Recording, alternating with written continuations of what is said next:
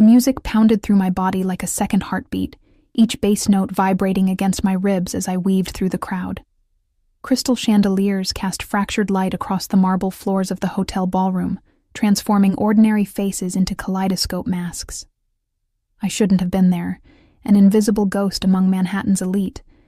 But when your roommate is the event photographer and begs for an assistant, you don't say no. Not when you're 3 months behind on rent. "Just hold the reflector and stay out of the way," Zoe had said, squeezing my arm before disappearing into the crowd, leaving me alone with equipment I barely knew how to use. The champagne they'd offered staff was cheap, nothing like what flowed freely for the guests, but it hit my empty stomach hard.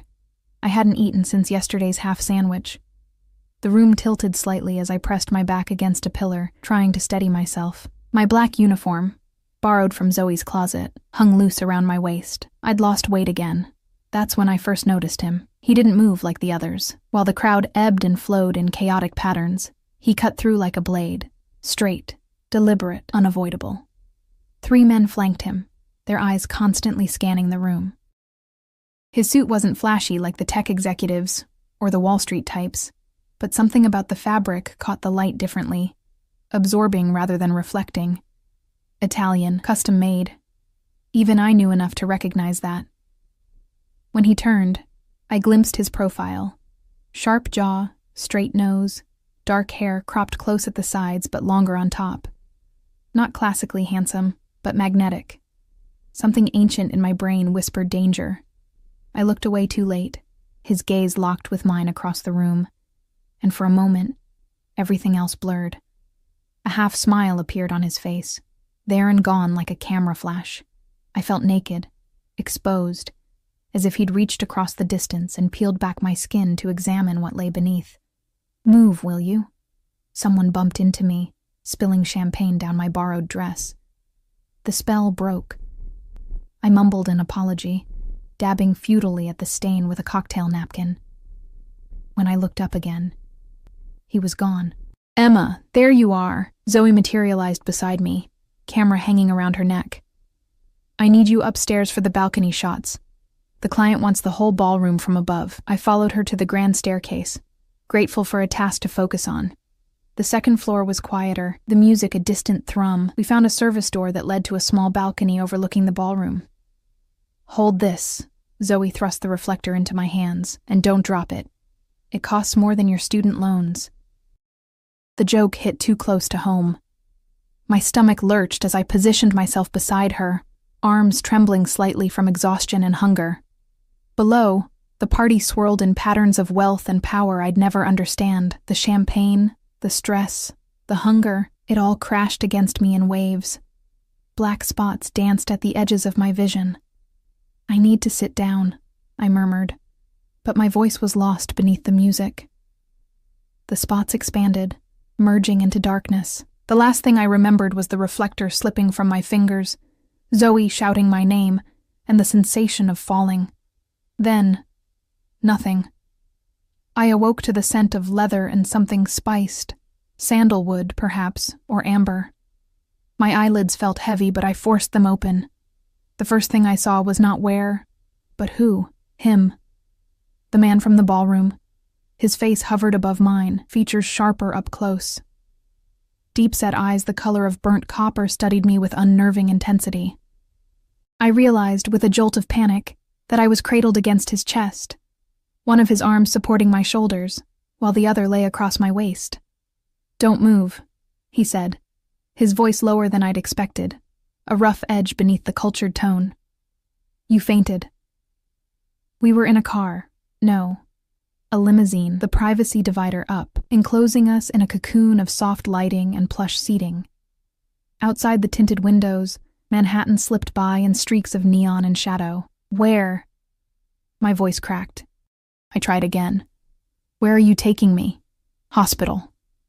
I struggled to sit up, panic giving me strength. "No hospitals. I can't afford—" I bit my lip, embarrassment flooding through me. "I'm fine. It was just low blood sugar. Please, just let me out here." His arm tightened around me, not painfully, but with unmistakable authority. "You hit your head when you fell. You need medical attention. Who are you?" I managed, though I suspected I already knew. There had been whispers at the party about a guest no one dared approach directly. Someone powerful enough to make politicians and billionaires nervous. He studied me for a long moment, as if weighing what to tell me. Alessandro Russo, he finally said, not offering his hand, not adding any title or explanation. The name hit me like cold water. Everyone in New York knew the Russo family. Officially, they owned real estate and shipping companies. Unofficially, they controlled much of the city's underworld. I'd read enough headlines to know that law enforcement couldn't touch them. Witnesses disappeared, and prosecutors suddenly dropped cases. I was alone in a car with a man who could make people vanish. Your friend, the photographer, she's following in another car, he added, misreading my fear. She wanted to accompany you, but there wasn't room with my security. I need to go home, I said, trying to keep my voice steady. Thank you for helping me, Mr. Russo, but I'm really fine. His lips curved slightly. Alessandro, he corrected. Then, what's your name? Something told me lying would be dangerous. Emma Calloway. Emma, he repeated, as if tasting the name. You work for the event company? No, I was just helping my roommate. I'm a student at NYU, fine arts program. I was babbling now, words spilling out unchecked. I graduate this spring, if I can afford the last semester's tuition. His expression changed subtly, interest sharpening. You're an artist? I nodded, not trusting my voice anymore. Why was he asking? Why did he care? The car slowed, then stopped. We'd arrived at a private entrance to what looked like an upscale medical facility. Not a regular emergency room. This is my family's medical center, he explained, reading my confusion. They'll take care of you. Before I could protest again, the door opened.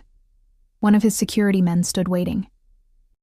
With surprising gentleness, Alessandro shifted me toward the door, but kept one arm firmly around my waist. I can walk, I insisted weakly.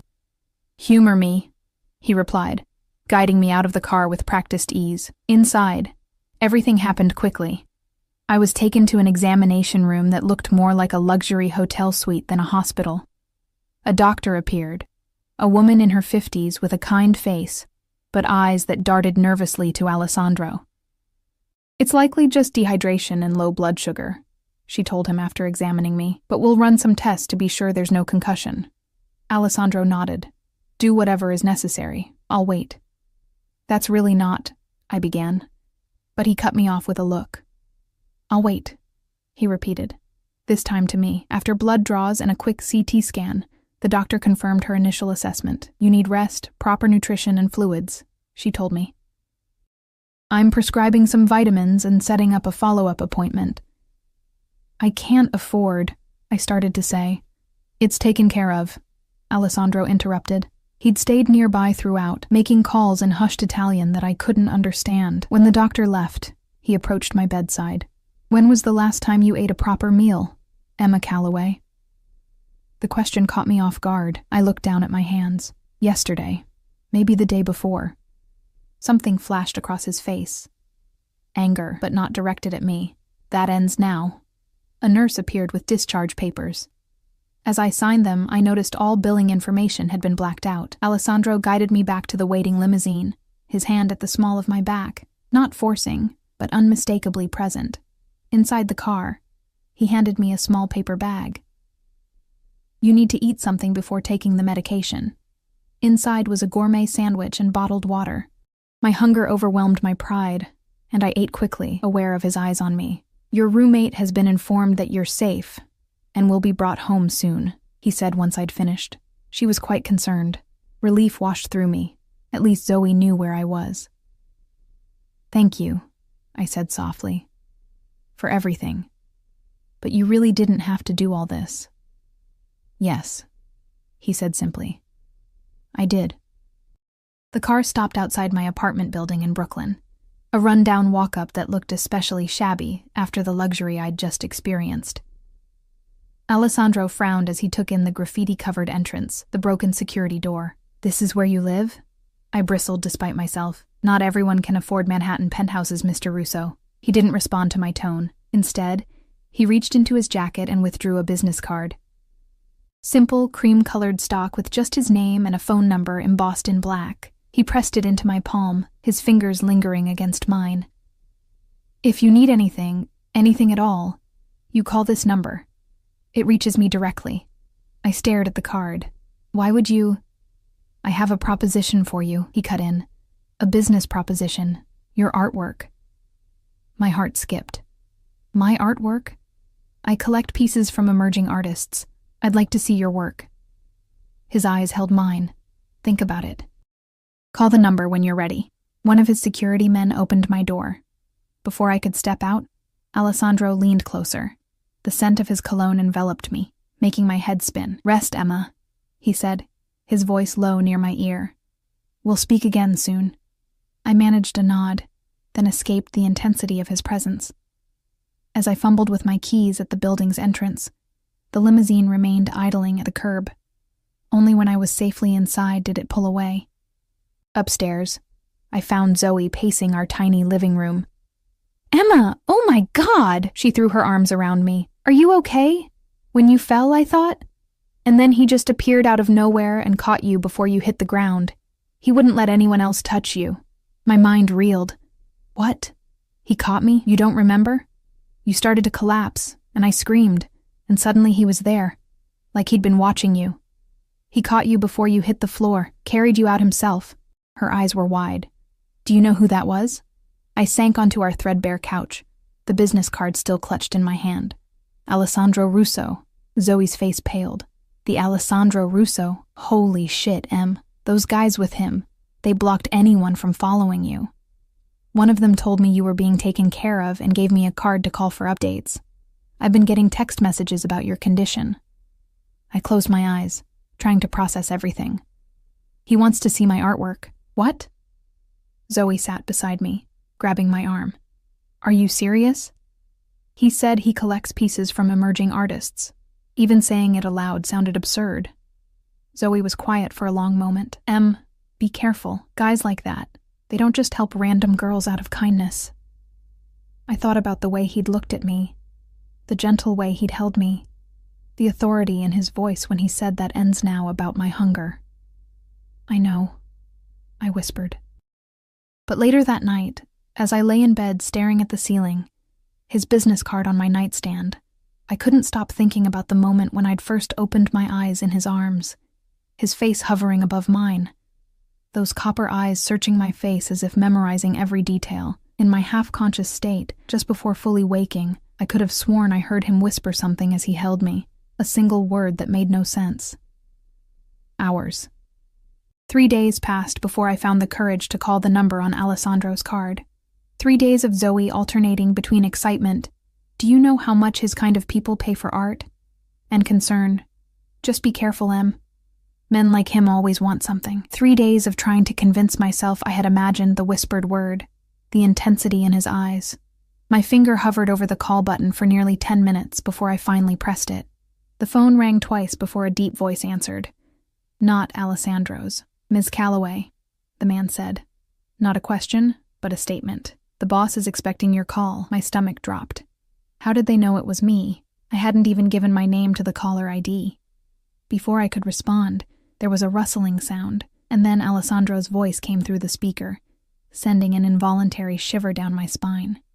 "Emma," he said, and somehow the way he pronounced my name made it sound like something precious. "I was beginning to think you wouldn't call. My voice caught. I cleared my throat and tried again. "I've been thinking about your offer. To see my artwork." "Good. Are you free tomorrow afternoon?" The question caught me off guard. I had expected more preamble, perhaps a formal gallery appointment. "Yes, I don't have classes on Fridays." "Perfect. My driver will collect you at 2. It wasn't a request. Bring samples of your work, whatever you consider your best pieces." "Mr. Russo?" "Alessandro," he corrected, the same way he had in the car.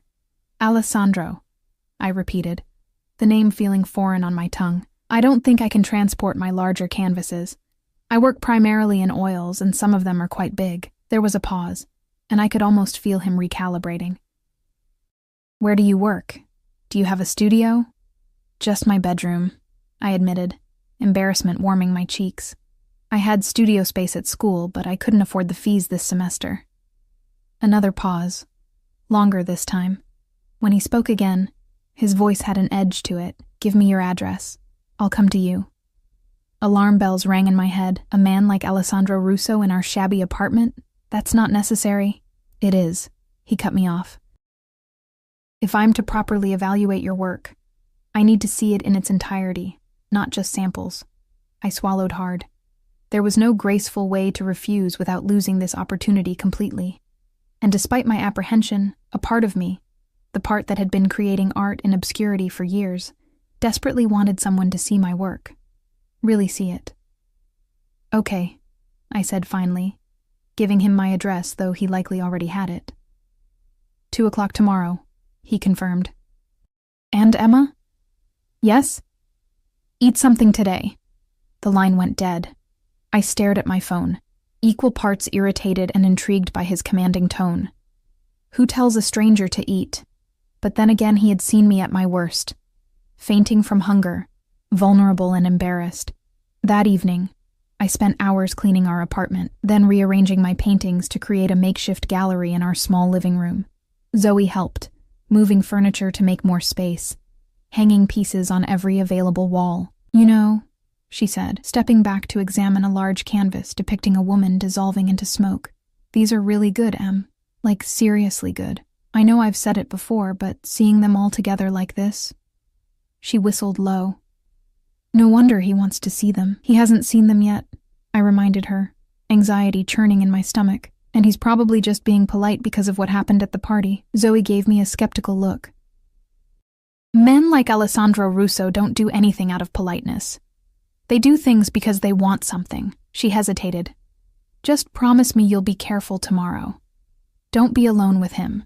We'll be right here in the living room, I assured her, though the thought of being alone with him sent contradictory pulses of fear and anticipation through my body. I'll try to come home early, she promised. That night I barely slept. Every time I closed my eyes, I saw his face, felt the phantom sensation of his arms around me.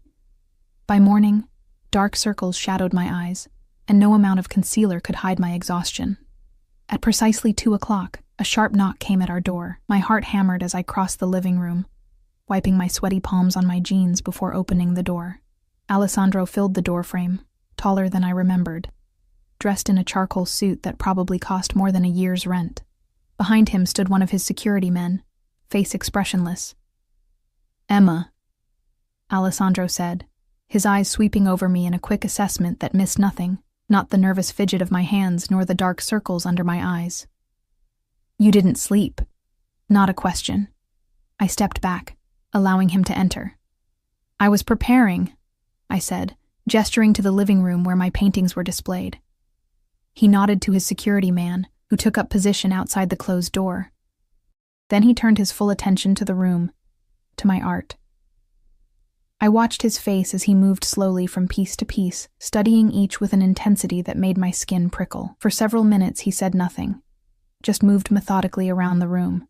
I hovered anxiously, waiting for some reaction, some indication of what he thought.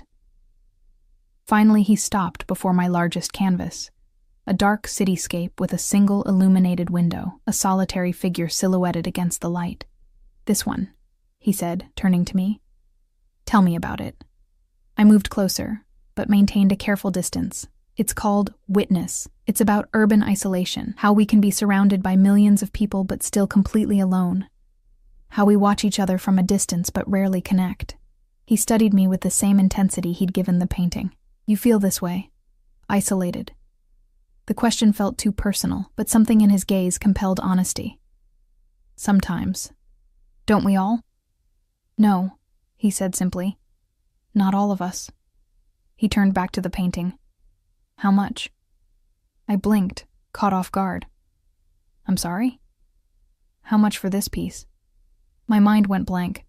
I'd sold a few small paintings through student exhibitions, but nothing this size, nothing this personal. I don't know. I hadn't thought about selling it. Alessandro turned to me fully, his expression unreadable. Everything has a price, Emma. Name yours. Something about his phrasing sent a shiver through me.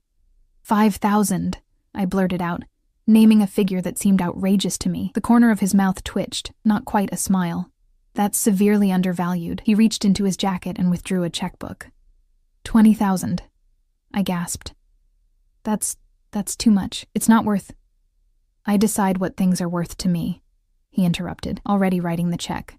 And I want this piece, along with those two. He nodded toward a pair of smaller canvases. One of a woman with her back turned, looking out over turbulent water, another of hands reaching through darkness toward a single point of light. I felt dizzy. Those as well? 10,000 each. He tore out the check and held it out to me. 40,000 total. My hand trembled as I took the check, staring at the amount written in bold, confident strokes. This was more money than I'd ever seen at once. Enough for tuition, rent, supplies for a year or more. Why? I managed to ask, looking up at him. Alessandro studied me for a long moment.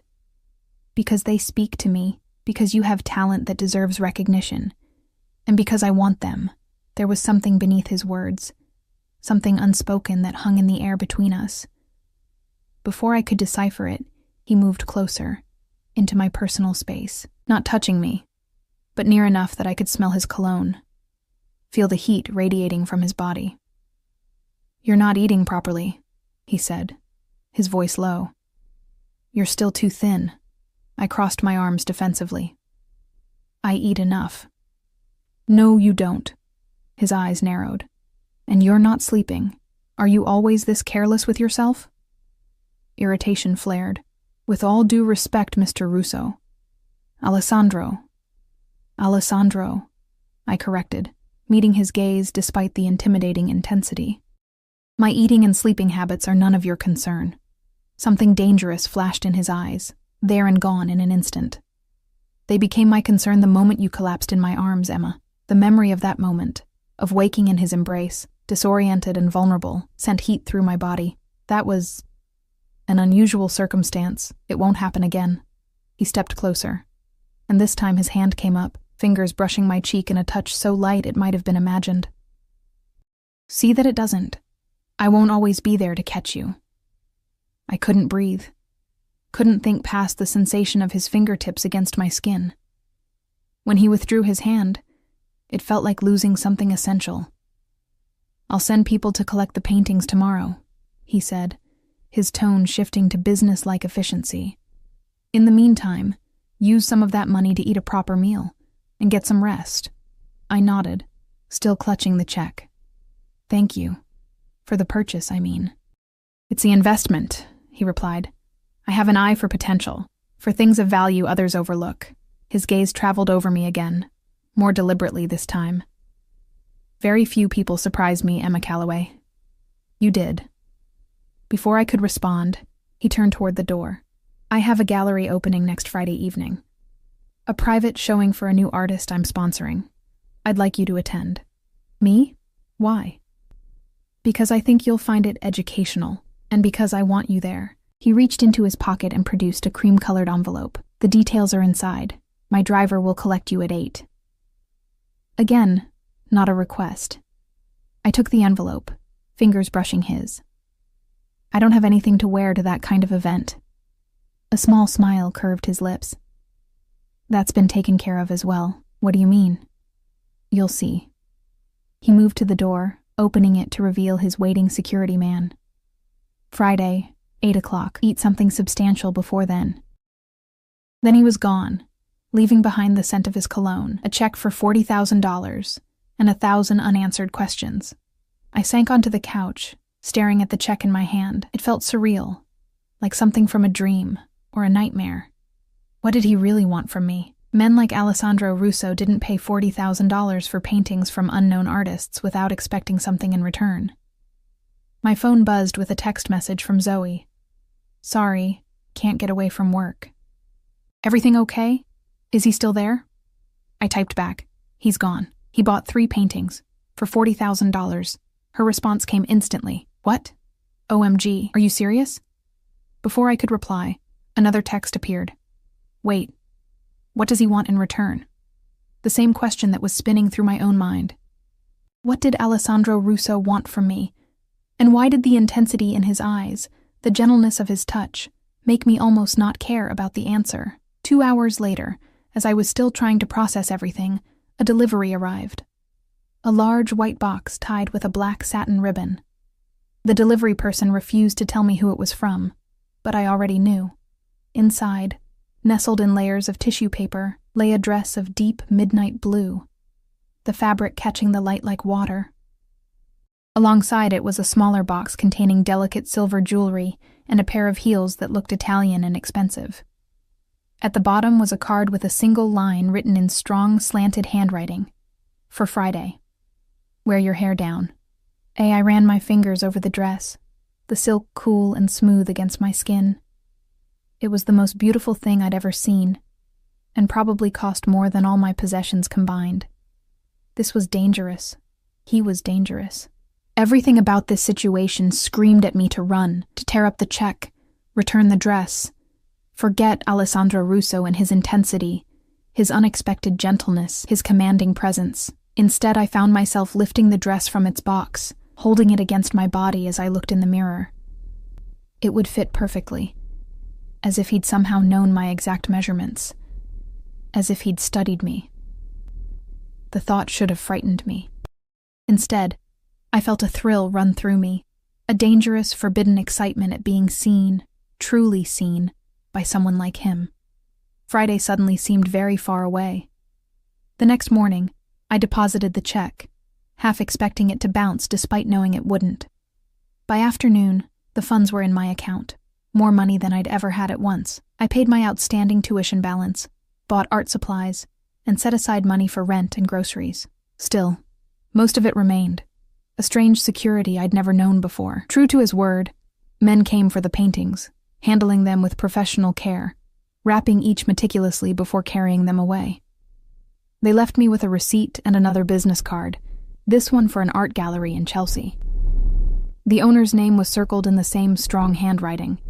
She's expecting your call. That evening, as I sat on the fire escape outside our apartment window, sketching the sunset, my phone rang with an unknown number. "Ms. Calloway?" a woman's voice asked when I answered. "This is Sophia Russo, Alessandro's sister." My pencil froze mid-stroke. "Oh, hello. My brother asked me to call you," she continued, her voice pleasant but reserved. "He mentioned you might need assistance preparing for Friday's event. That's not necessary. It wasn't a suggestion," she cut in smoothly.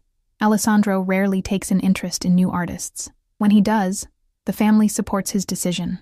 I'll pick you up tomorrow at noon. We'll have lunch, then visit my personal stylist." Like her brother, Sophia Russo didn't make requests. She stated what would happen. Before I could formulate a response, she added more softly, "He told me about your work. I'd like to see it for myself sometime." "Of course," I managed. "Good. Noon tomorrow, then." She hung up. I stared at my phone, then out at the darkening sky. What was happening to my life? A week ago, I was just another struggling art student, invisible and forgettable. Now I had caught the attention of one of New York's most powerful and dangerous families, all because I'd fainted at a party. All because Alessandro Russo had caught me as I fell. All because he'd whispered that single, inexplicable word as I lay unconscious in his arms. Ours. Sophia Russo was nothing like her brother. Where Alessandro emanated danger and intensity, Sophia was all polish and practiced charm. She arrived in a sleek black Mercedes, not a limousine, with only a driver and no visible security. Her handshake was firm, her smile diplomatic, her designer outfit impeccable without being flashy. "You're smaller than I expected," she said, appraising me as we settled into the back seat. "Alessandro said you were too thin, but I assumed he was exaggerating." I shifted uncomfortably. "I've been busy with school. Sometimes I forget to eat." Sophia raised a perfectly shaped eyebrow. "A dangerous habit, especially around my brother." "What do you mean?" "Alessandro has protective instincts." She studied me with eyes the same burnt copper as her brother's. "He doesn't like seeing vulnerability without addressing it." The car glided through Manhattan traffic with the frictionless ease of extreme wealth. We arrived at a discreet restaurant on the Upper East Side, where the maitre d' greeted Sophia by name and led us to a private dining room. "So," Sophia said once we were seated and wine had been poured, "tell me about your art." "Didn't Alessandro already tell you?" I'd prefer to hear it from you. I described my work, my techniques, my inspiration. As I spoke, Sophia watched me with an analytical gaze that missed nothing. She asked specific, knowledgeable questions that revealed her own extensive art background. "You're talented," she concluded as our main course arrived. "But talent alone doesn't explain my brother's interest." I set down my fork. "What does that mean?" Sophia took a sip of wine, considering her words. "Alessandro doesn't collect art for status or investment, though he's shrewd about both. He collects pieces that speak to him on a personal level." She leaned forward slightly. "The fact that he purchased 3 of your works at once is unusual. I got the impression he overpaid significantly." "Oh, he absolutely did." Sophia waved a dismissive hand. "But money means nothing to him. Your paintings contain something he wanted to possess." A chill ran through me at her phrasing. "I just paint what I see and feel. And what my brother saw in your work resonated with him." She studied me again. "What happened at the gallery event? Alessandro told me you fainted, but he was unusually vague about the details." I described the night, ending with waking up in Alessandro's arms. I omitted the whispered word. It felt too private, too confusing to share, even with his sister. Sophia listened intently. When I finished, she nodded slowly. "And now he's invited you to the opening on Friday, as his guest. Is that significant?" "Alessandro doesn't bring guests to business events," Sophia said carefully. "Ever." The implications hung between us. I pushed my half-eaten food around my plate, appetite suddenly gone. "I don't understand what he wants from me." Sophia's expression softened fractionally. "Neither does he, I suspect." She reached for her purse. "Come, we have appointments to keep." The rest of the afternoon passed in a whirlwind of luxury. Sophia's stylist worked on my hair and makeup, teaching me techniques for the event. A personal shopper brought selections that complemented the blue dress. Sophia supervised everything with crisp efficiency, occasionally stepping away for hushed phone calls in Italian. By 5 o'clock, I barely recognized myself in the salon mirror. My usually unruly hair fell in soft waves, my skin looked luminous, and I'd learned how to recreate the subtle makeup look for Friday. "Alessandro was right about your bone structure," Sophia commented as we returned to the car. "You clean up remarkably well." I wasn't sure if it was a compliment or an observation. "Thank you for today," I said. "For everything." She waved my gratitude away. "This isn't charity, Emma. When a Russo shows interest in something, or someone, we protect that interest." She handed me a small shopping bag containing cosmetics and accessories. "Friday is important to Alessandro. Important people will be there. Don't embarrass him." "I'll do my best," I said stiffly. Sophia's expression thawed slightly. "That came out harsher than intended. What I meant was, be yourself, but the best version. The version I've seen glimpses of today." Her tone softened further. "My brother doesn't extend himself for just anyone. There must be something special about you." Before I could respond, the car stopped outside my building. Sophia's eyes narrowed at the graffiti-covered entrance. "This neighborhood isn't safe. It's all I can afford," I said, though that wasn't entirely true anymore. "Thank you again for today." Sophia nodded. As I reached for the door handle, she spoke again. "Emma, one more thing." I turned back. "Yes?" "Be careful with Alessandro," she said, her voice uncharacteristically gentle, "not because he would hurt you, but because he doesn't know how to care for fragile things without breaking them." The warning stayed with me for the next 2 days, echoing in my mind as I tried to focus on schoolwork and not the approaching Friday evening. Sophia had given me a glimpse into Alessandro's world, a world of wealth, power, and unspoken rules I didn't understand. Friday arrived with a mixture of anticipation and dread. I spent hours getting ready, following Sophia's instructions meticulously. When I finally stepped into the midnight blue dress, it fit as if created specifically for my body. The silk flowed like water, making me feel simultaneously exposed and armored. At precisely 8, a knock came at the door.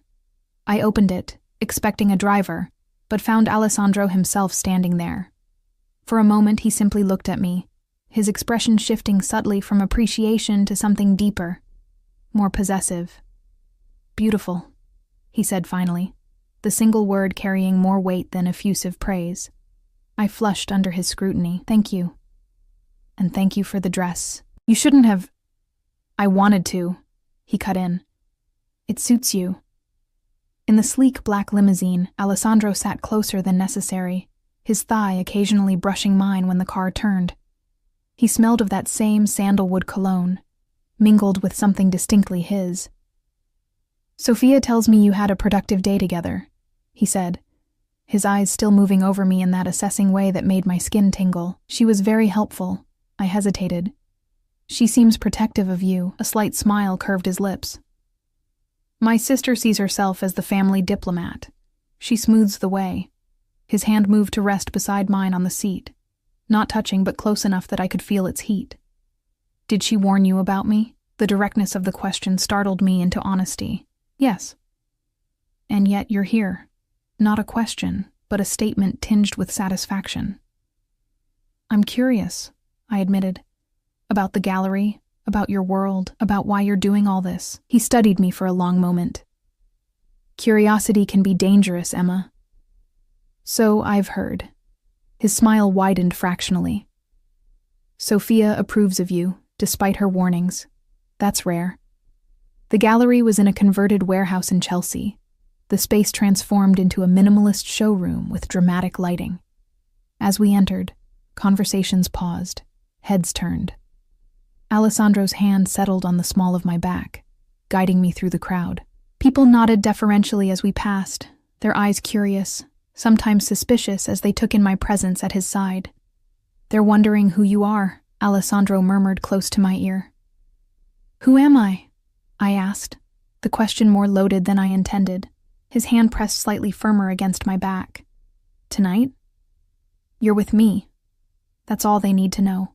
The artist being featured was a young sculptor whose work featured twisted metal forms that somehow conveyed both violence and fragility.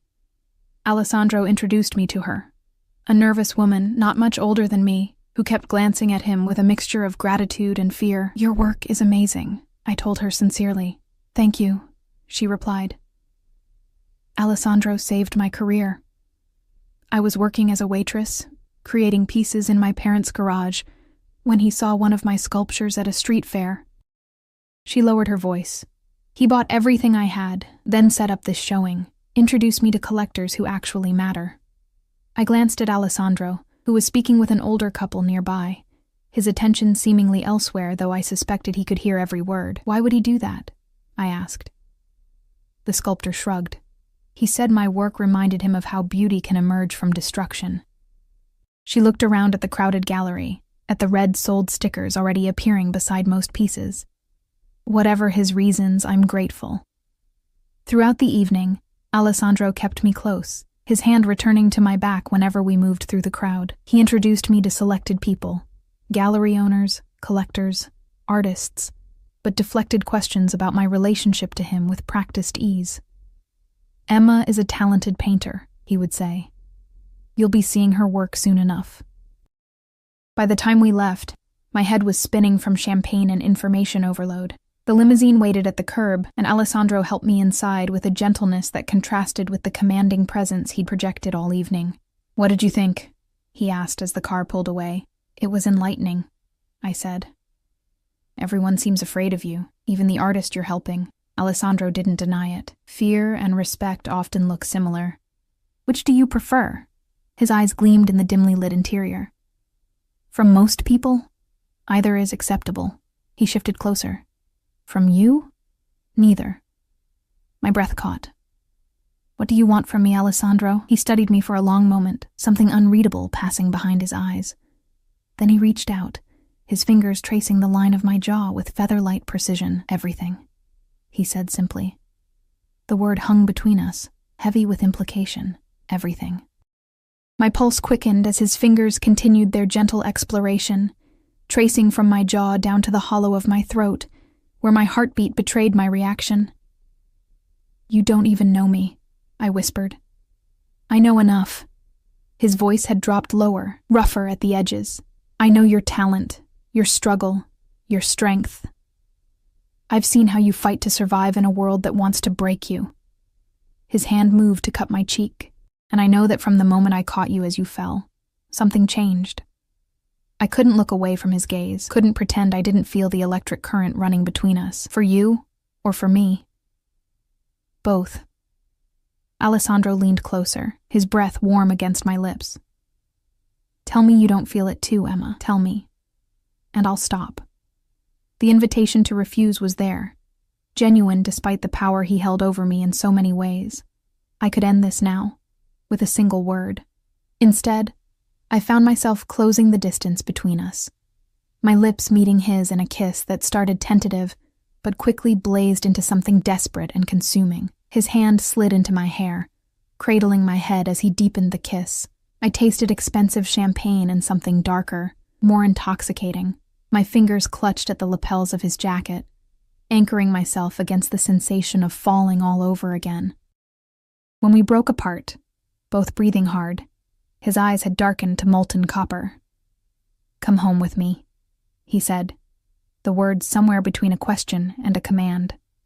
Warning bells rang in my head, Sophia's caution echoing. He doesn't know how to care for fragile things without breaking them, yet I found myself nodding, unable to deny the pull between us. Unable to walk away from whatever this was becoming. Alessandro pressed a button on the console beside him, murmured something in Italian to the driver, then drew me back into his arms. The rest of the ride passed in a blur of heated kisses and exploring touches, his hands respectful yet possessive, always stopping just short of crossing invisible boundaries. His home was not what I expected. Instead of a sterile penthouse, the limousine delivered us to a converted industrial building in Tribeca. Security was everywhere but discreet, men nodding respectfully as Alessandro guided me through a private entrance and into an elevator requiring both a key card and fingerprint scan. "I value my privacy," he explained, noting my surprise at the measures. The elevator opened directly into his apartment, though apartment seemed an inadequate word for the sprawling space.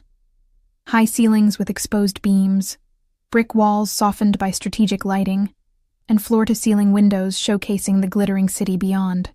But what caught my breath was the art. Dozens of pieces, thoughtfully arranged throughout the open space. Paintings, sculptures, installations, some by artists I recognized, others unfamiliar, and there, in a place of honor on the main wall, my 3 paintings, already professionally hung and perfectly lit. "You displayed them," I said softly, moving closer to the wall. Alessandro came up behind me, his hands settling lightly on my shoulders. "Of course. Art should be seen, appreciated." His thumb traced small circles against the bare skin of my upper back. "Like you." I turned in his embrace, studying his face. "Why me, Alessandro? With your resources, your connections. You could have anyone. Why a struggling artist from Brooklyn?" His expression softened fractionally. "Because you're real." He tucked a strand of hair behind my ear. "In my world, authenticity is rare and precious. You create beauty from pain without artifice. You survived hardship without becoming hard. You barely know me," I repeated, though the protest sounded weak even to my ears. "I know what matters." He led me to a leather sofa, poured 2 glasses of amber liquor from a crystal decanter. "When I caught you that night, when you were unconscious in my arms, you seemed so fragile. Yet there was something in your face, a strength that moved me." He handed me a glass. "Then I saw your art and understood. You transform vulnerability into power. That's rare." I sipped the liquor, smoky and expensive, while processing his words. "And what do you transform, Alessandro? What pain shapes your world?" Something dangerous flashed in his eyes. "You ask dangerous questions." "You invited me here," I countered. "If I'm going to enter your world, shouldn't I know what drives you?" Alessandro set down his glass, moved closer until our knees touched. "My family built an empire from nothing. We protect what's ours. Sometimes that requires difficult choices. Is that why people fear you? They fear what they don't understand." His hand found mine, fingers intertwining. "Power always frightens those who don't possess it. And me? Should I be frightened?" His grip tightened slightly. "Never of me, Emma. With me." The distinction felt important, though I wasn't entirely sure what it meant. I finished my drink, the alcohol warming my blood, lowering defenses I hadn't realized I'd constructed. "You're tired," Alessandro observed, taking the empty glass from my hand. "It's been an overwhelming evening for you." I started to protest, then realized he was right. The emotional intensity of the night had drained me more than I'd noticed. He stood, pulling me gently to my feet. "Come," he said, leading me through the apartment to a guest room, larger than my entire Brooklyn apartment. "Rest. We can talk more tomorrow." I blinked in surprise, having assumed his invitation home held different implications. "You're not—" A small smile touched his lips. "I don't rush what's important, Emma." He brushed his fingers against my cheek. "And this, you, is important to me."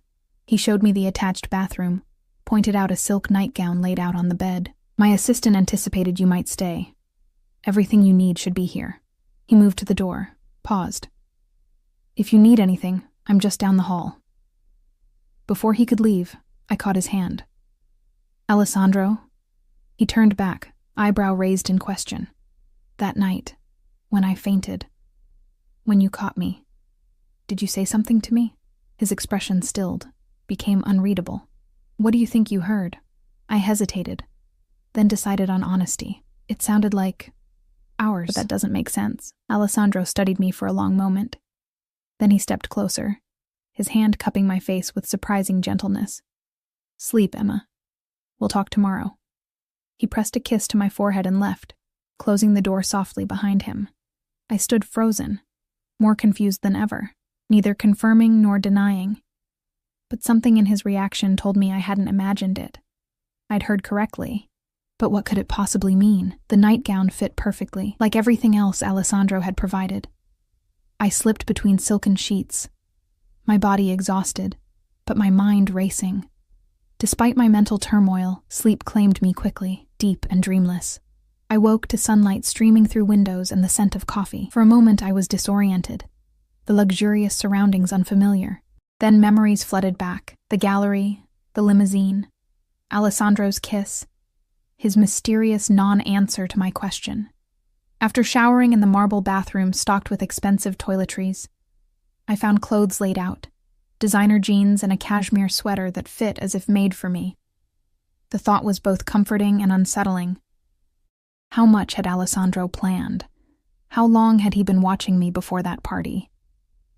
I followed the coffee scent to the kitchen, where I found not Alessandro, but a middle-aged woman preparing breakfast. "Good morning, Miss Emma," she said with a slight accent, Eastern European perhaps. "Mr. Russo had to step out for a business matter but said to make you comfortable. Breakfast will be ready in 5 minutes." "Thank you." I accepted the coffee she offered, wandered to the floor-to-ceiling windows while I waited. The view was spectacular. Manhattan spread below like a living map, the morning sun glinting off glass and steel. My phone buzzed in the pocket of the borrowed jeans. A text from Zoe. Where are you? Did not come home last night? Are you okay?" I quickly responded, "I'm fine. At Alessandro's." "Nothing happened. We'll explain later." Her response was immediate. "Nothing happened? At Alessandro Russo's? Call me." Before I could reply, I heard the elevator doors open. Alessandro strode in, dressed impeccably in a charcoal suit, speaking rapid Italian into his phone.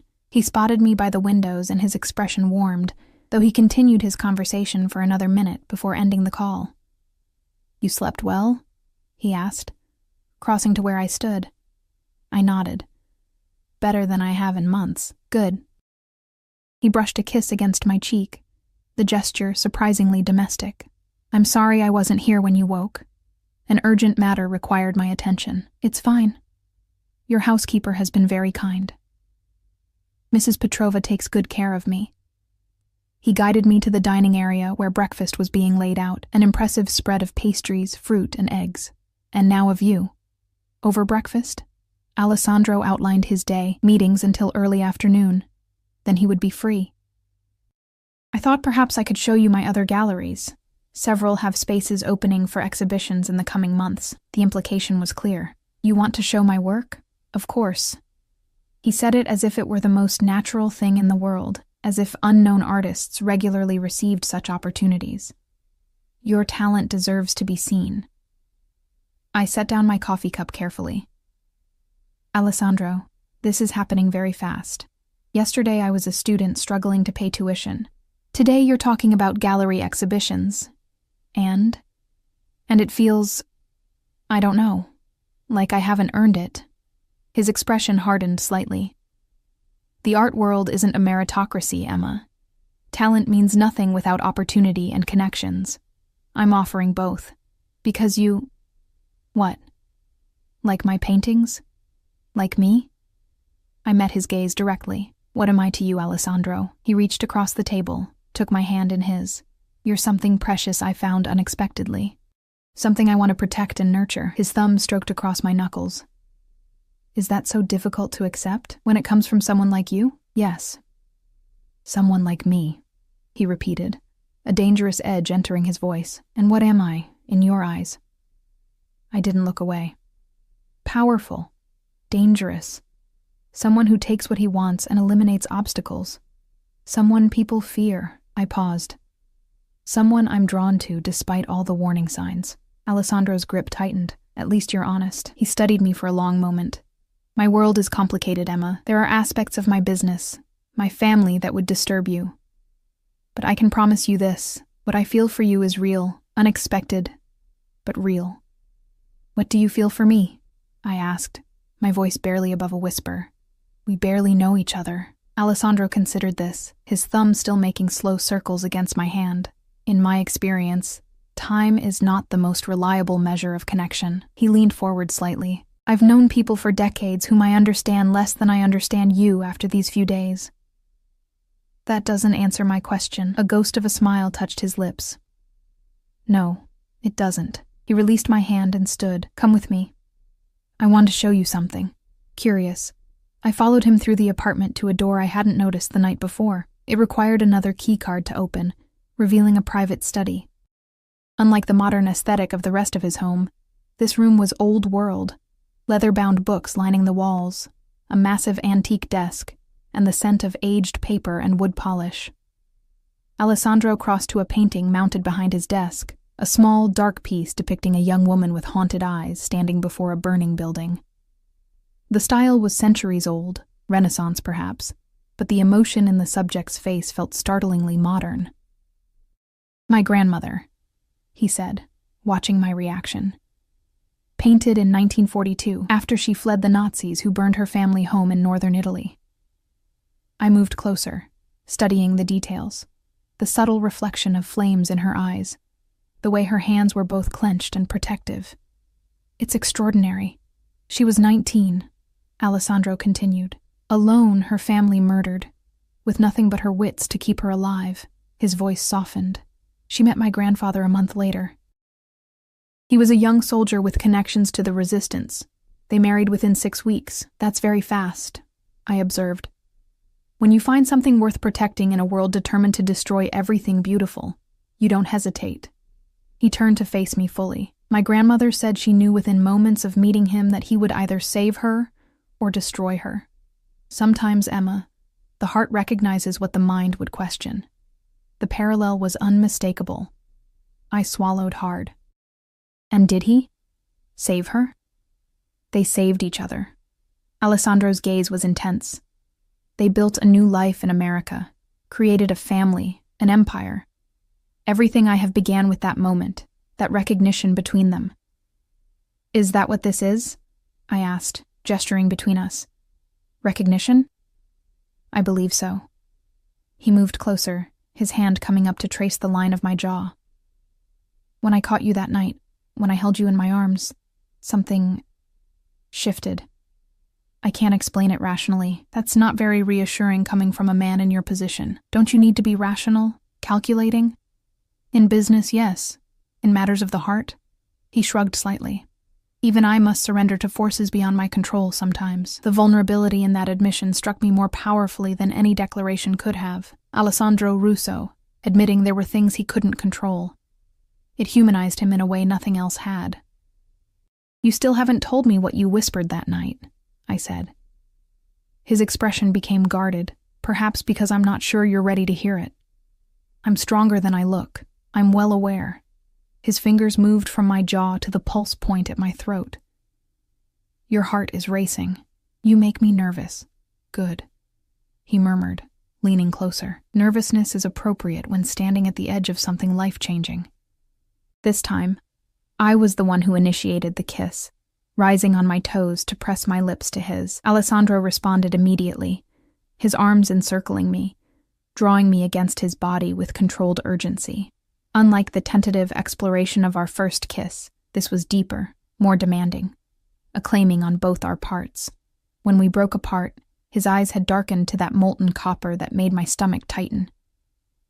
Stay with me today, he said, his voice rough. The meetings can wait. I hesitated, torn between desire and caution. I have classes. Skip them. His hands trace down my spine, settles possessively at the small of my back. Just for today. The recklessness of it appealed to something in me I hadn't known existed. The desire to throw caution aside, to dive headlong into whatever this was. Consequences be damned. Just for today, I agreed. His smile was transformative, warming his normally austere features. I'll make some calls. We spent the day in a bubble of intimacy that felt surreal. Alessandro showing me his private collection of art, explaining the stories behind each piece. We talked for hours about everything and nothing. My childhood in a small Pennsylvania town, my dreams for my art, books we'd read, places we wanted to see. He ordered lunch delivered from an exclusive restaurant, and we ate on the balcony overlooking the city. Afterwards, he showed me his extensive library, pulling volumes of art books I'd only seen behind glass in university collections.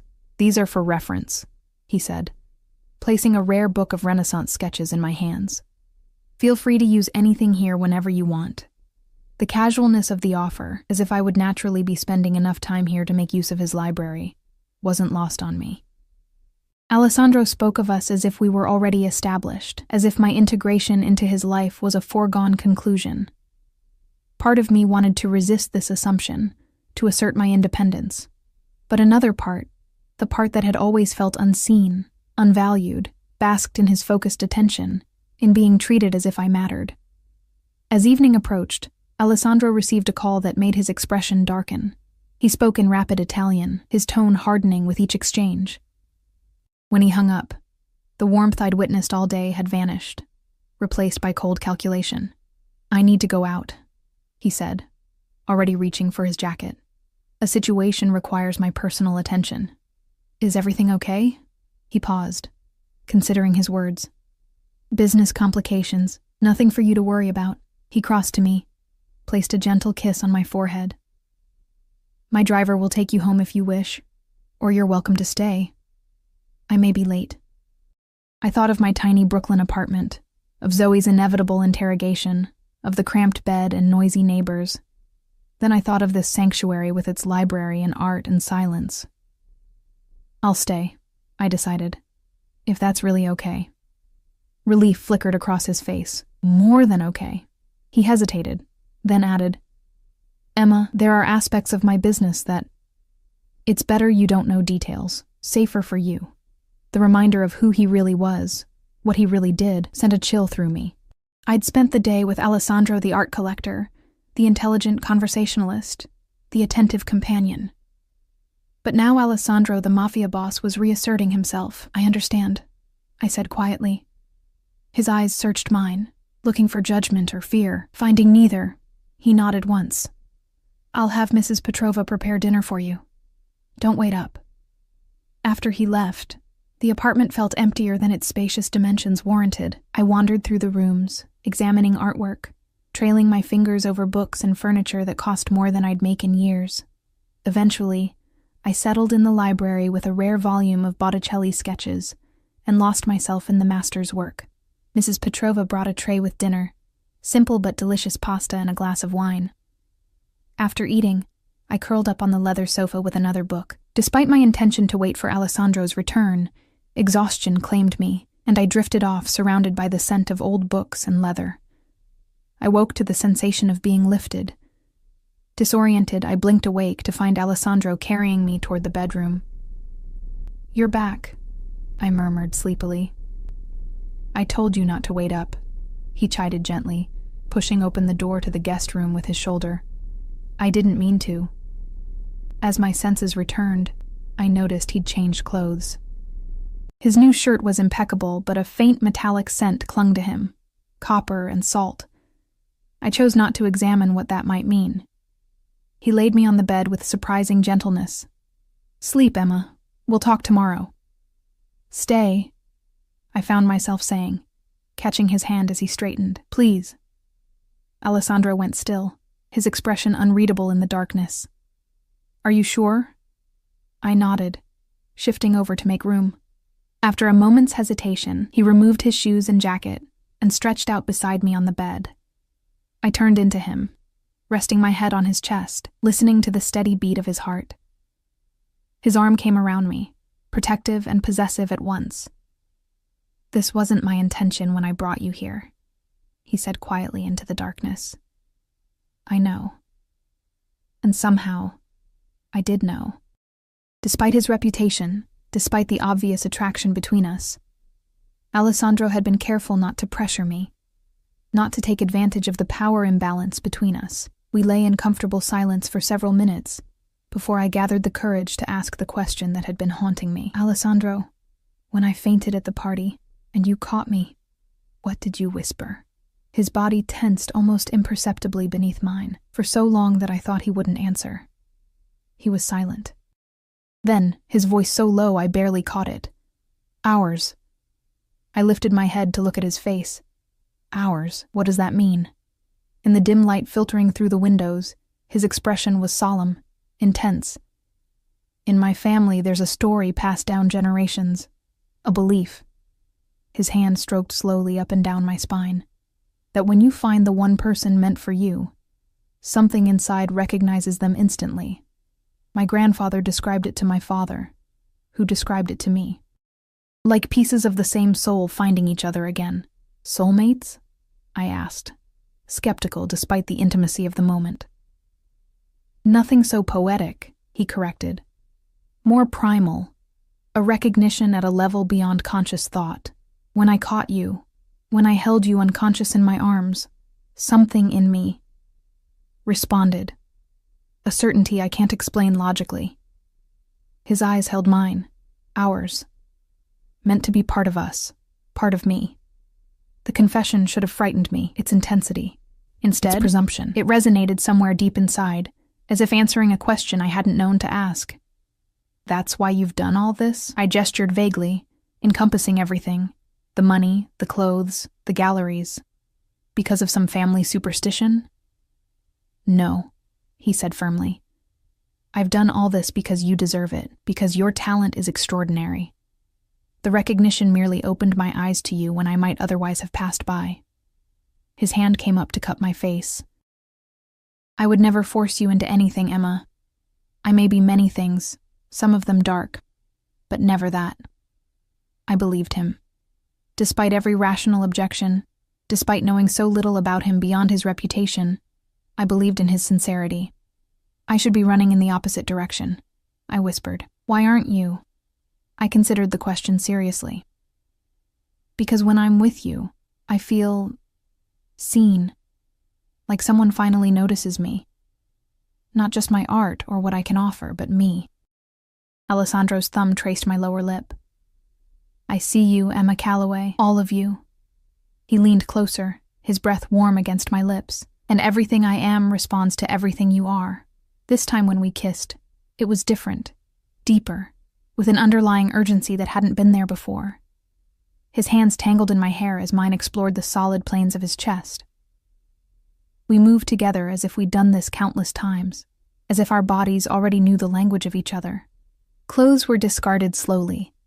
Each new revelation of skin met with reverent touches, unhurried exploration. When we finally came together, it was with a sense of inevitability, as if we were always meant to find each other this way, to connect in this most intimate manner. Afterward, lying tangled in silk sheets in each other's limbs, Alessandro held me close, his heartbeat strong and steady beneath my ear. "What happens now?" I asked, tracing patterns on his chest. "Whatever you want," he said, surprising me. "I won't pressure you, Emma. This us. It needs to be your choice." I propped myself up on an elbow to look at him. The great Alessandro Russo, leaving a decision to someone else? I'm shocked. A smile tugged at his lips. "Only for you." His expression grew serious. "My life is complicated. There are aspects of my family, my business, that will never be completely legitimate. I won't insult you by pretending otherwise. I know what your family does, Alessandro." "You know rumors, headlines," he corrected. "The reality is both less and more dramatic than what you've heard." He tucked a strand of hair behind my ear. "I can promise you safety, protection, everything material you could want, but I can't promise a simple life." I thought about my existence before him. The struggle to pay rent, to buy art supplies, to be noticed in a world that valued connections over talent. Then I thought about these past few days. Not just the luxury and opportunity, but the feeling of being valued, being seen. "I don't need simple," I said finally. "I just need real." Alessandro's eyes darkened. "What we have is real, Emma. Perhaps the only real thing in my world right now." He pulled me back into his arms, and we slept entwined, my head on his chest, his arms protective around me. The following months transformed my life in ways I could never have imagined. Alessandro kept his promises. My work was featured in prestigious galleries, collectors began acquiring my paintings, and critics praised my raw emotional honesty. I finished my degree with honors, no longer worrying about tuition or supplies. More importantly, I found in Alessandro a partner who challenged me, protected me, and loved me with an intensity that still sometimes took my breath away. He never hid the darker aspects of his world from me, but he kept them separate enough that I could pretend they didn't exist most days. Zoe worried constantly, though she warmed to Alessandro after he helped her secure a prestigious photography position. Sophia became, unexpectedly, both mentor and friend, guiding me through the complexities of Alessandro's world with surprising patience.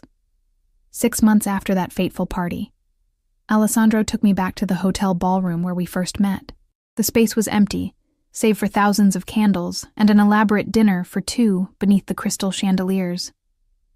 "This is where everything changed," he said, leading me to the exact spot where I'd fainted into his arms, "where I found you." He knelt on one knee, producing a ring box containing an antique diamond that had belonged to his grandmother, the woman in the painting, Emma Calloway, he said, his voice rough with emotion. "I knew you were mine the moment I caught you. Will you be my wife?" Looking down at this powerful, dangerous, complex man who had seen me when I was invisible to everyone else, I knew there was only one possible answer. "Yes," I whispered, offering my hand. Ours. As he slipped the ring onto my finger, as he rose to kiss me beneath the same chandeliers where I'd once fainted from hunger and exhaustion, I understood that sometimes falling, literally and figuratively, leads not to disaster, but to being caught by the right arms at exactly the right moment. I had fallen into Alessandro Russo's world by accident, but I would stay by choice.